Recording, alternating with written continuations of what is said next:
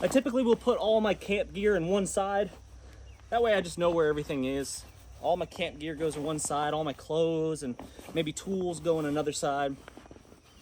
With any dry bag, you want to make sure you get at least 3 rolls. That's in my opinion here. 2 is probably sufficient, but I like to get at least 3.